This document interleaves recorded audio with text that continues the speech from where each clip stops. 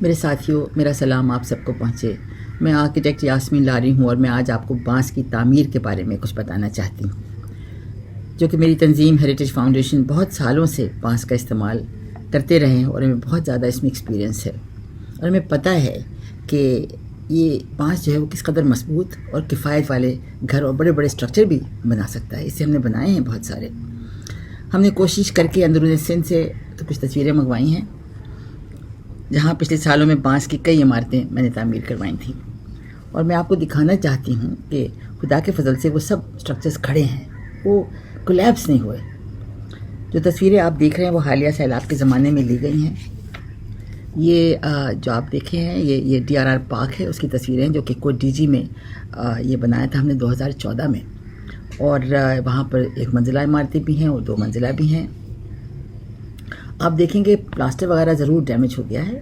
پانی کی وجہ سے، سیلاب کی وجہ سے، لیکن وہ ایسی چیزیں ہیں کہ جو صحیح ہو سکتی ہیں، لیکن بانس کا جو ڈھانچہ ہے، جو ایکچوئل اسٹرکچر ہے، وہ ویسے ہی کھڑا ہے اور وہ سلامت ہے۔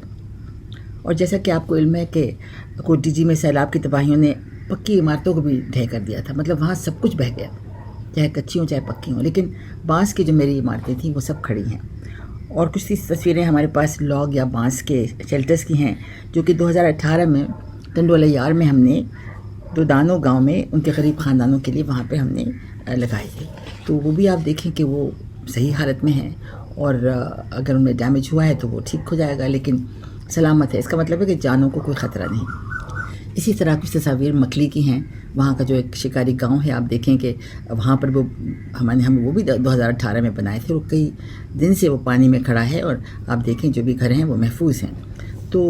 پلاسٹر کو اگر نقصان پہنچا ہے تو وہ تو ٹھیک ہو سکتا ہے، وہ بعد میں اسی کو لوگ مرمتیں کر دیں گے اور بڑی آسانی سے ہو جاتا ہے۔ تو یہ ہمیں دیکھنا ہے کہ بانس کی عمارتوں میں یہ کبھی خطرہ نہیں ہے کہ کوئی جانی نقصان ہوگا، اور آپ کو پتہ ہے کہ جب یہ پکی عمارتیں گرتی ہیں تو وہ ہمیشہ ان سے جانی نقصان بہت ہوتا ہے، لیکن یہ پہلے تو یہ کہ مجھے لگتا ہے کہ گریں گے نہیں، کیونکہ آپ دیکھیں سب سلامت ہیں، اور یہ اتنا لائٹ اسٹرکچر ہوتا ہے کہ کبھی بھی اس سے انشاءاللہ کوئی نقصان نہیں ہوگا۔ اور یہ بھی کہ یہ بانس کے جو اسٹرکچر ہیں وہ کئی سالوں سے اور بہت محنت سے اور کئی ٹیسٹ کر کے ہم نے ان کو تمام جن کا ڈیزائن ہے اس کو ہم نے فائنل کیا ہوا ہے، اور یہ کچھ اس طرح سے کہ ہر جو اس کا ایک حصہ ہے وہ ایک دوسرے سے بالکل جڑا ہوا ہے، اس کو ہم نے اٹیچ کیا ہوا ہے، اور اس کو زمین میں بھی ہم اینکر کرتے ہیں تاکہ ہر طرح سے مضبوطی ہو۔ اور میں سیمنٹ چونکہ بالکل استعمال نہیں کرتی، لہٰذا ہمارے پاس جو ہم زمین میں بناتے ہیں نارملی وہ لائم کانکریٹ ہوتا ہے، جو کہ بہت ہی پائیدار ہوتا ہے۔ لیکن ابھی جو ہم یہ بنا رہے ہیں، جو کہ ان کو ایمرجنسی شیلٹرز کہہ رہے ہیں، وہ فی الحال ہم نے صرف زمین پہ رکھے ہیں، اور ایک اینکر ہے اسٹیل کا، جس سے کہ ہم اس کو اس میں دبا دیتے ہیں، اور وہ ماشاءاللہ کافی زیادہ وہ مضبوط رہتا ہے اور کئی مہینے وہ چلے گا۔ لیکن میں چاہوں گی کہ جب وہ وہاں سے ہٹیں لے کے تو وہ اسی کو کھول کے اور لے جائیں، اور جہاں پہ جا کے وہ رہنا چاہتے ہیں وہاں پر اپنی فاؤنڈیشن بنا کے اور اس میں پکا کر کے گھر میں رہ سکیں۔ تو اس سیلاب سے تو پوری دنیا میں واضح ہو گیا کہ ساری عمارتیں 0 کاربن یا کم کاربن والی ہونی چاہیے،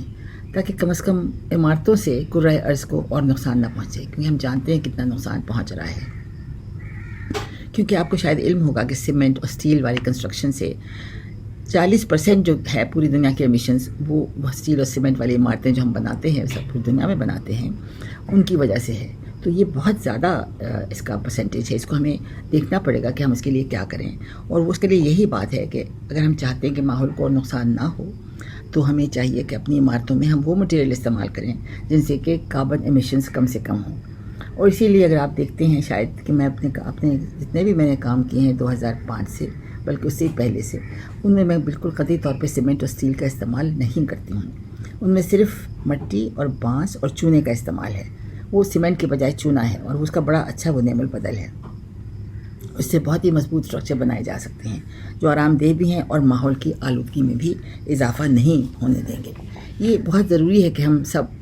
مل کر سب طریقوں کو اپنائیں، پوری دنیا میں، صرف پاکستان میں نہیں۔ اس عظیم سیلاب نے جس نے پورے ملک کو تباہ کر دیا، اس سے پوری دنیا کو یہ اندازہ ہو گیا کہ ہم لو کاربن تعمیرات اگر نہیں کریں گے تو اس سے ملک اسی طرح کی تباہی کے خطرے میں رہیں گے، اور بہت سارے ملک ہوں گے اس طرح سے۔ آپ کی توجہ کا شکریہ۔